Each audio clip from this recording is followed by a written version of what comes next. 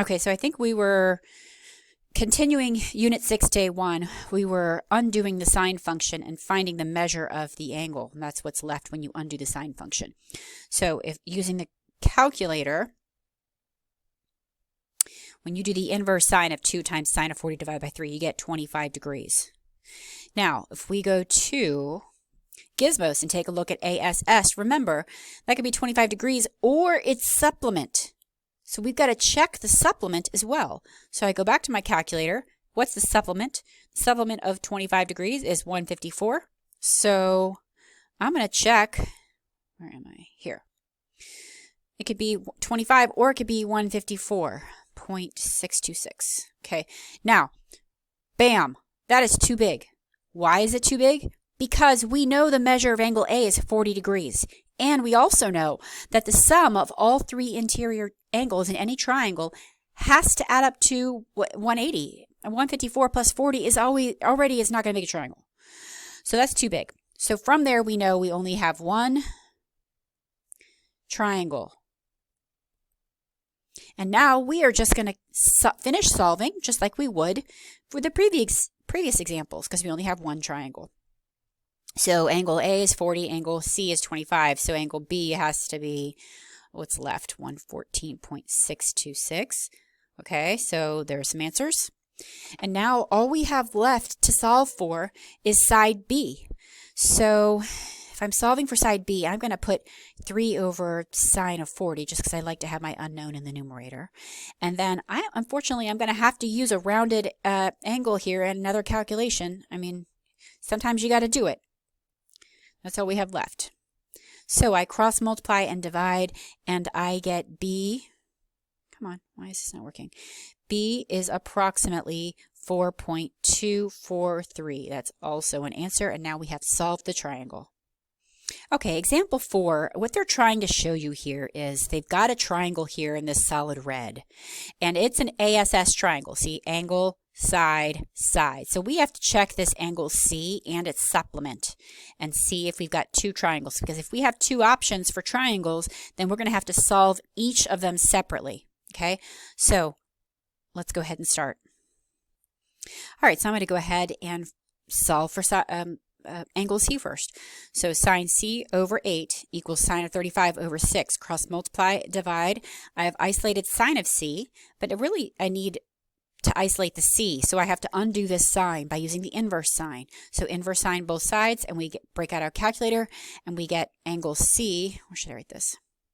Angle C is 49.886 degrees. Okay, or we got to check its supplement, 130.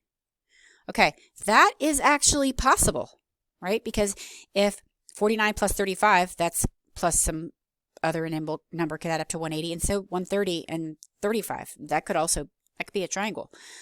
So we're going to have to solve for, we're going to make this triangle 1, and we're going to have to make this triangle 2. We don't know which triangle we have. So if the measure of angle C is almost 50 degrees, then the measure of angle B is 95.114 degrees. And if the measure of angle C is 130 degrees, then the measure of angle B is come on now, 14.886 degrees. Okay, so let's go ahead and circle or square off these answers. Okay. So now all we've got to do, we found all the angles. Now we have to find the missing side. And we've got to find the missing side in both of the triangles separately. So separately, we solve for B in triangle 1, and then we solve for B in triangle 2, because again, we don't know which triangle we have. So you cross multiply and you divide, and you get 2 different values for B. So these are both answers. And the reason we use 3 decimal places in pre-cal, just start getting used to doing 3 decimal places. If they don't tell you how to round, just use 3.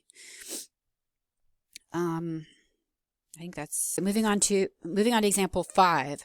So we have to draw ourselves a triangle, put the information that we have onto the diagram, and then we see that, okay, the sine of angle A over 2 equals a sine of 50 over 1.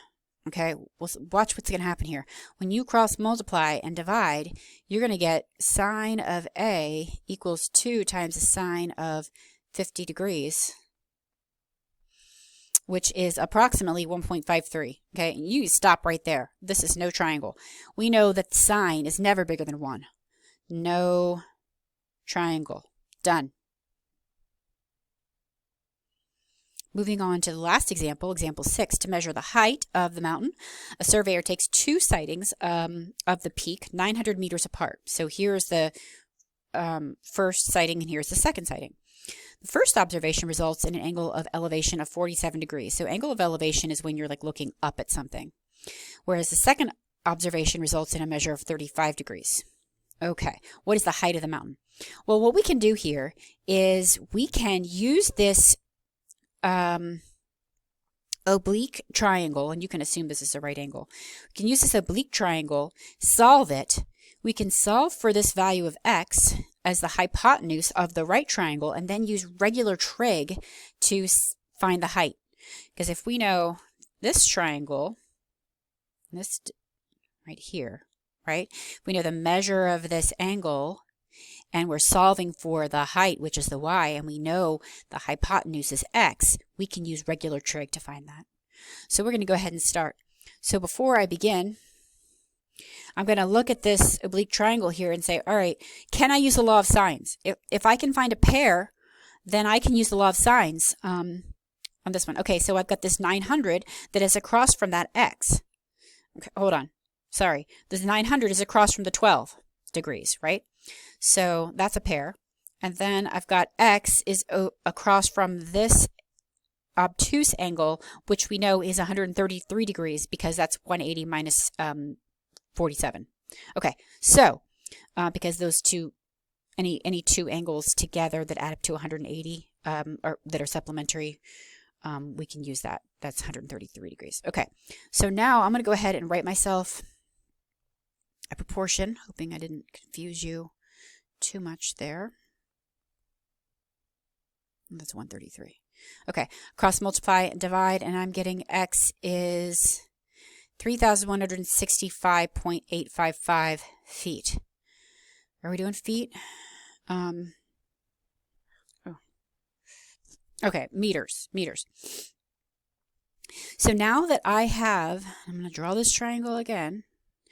This right triangle, where I know the hypotenuse is 3,165.855. This is a right angle, and the measure of this angle over here is 35 degrees. We know the side opposite it is the height that we're looking for, and the hypotenuse is this 3,000 number. So the sine of 35 degrees equals y over x. So it's y, which we don't know, over x, which is 3,165.855. Break out your calculator and you get y is approximately 1,815.86 meters. Have you guys learned about significant digits yet? I don't know. We don't worry about that too much in math. We just use every digit. All right. Is that it? Are we actually done? Wow. Sorry I had to talk so long today. Peace out.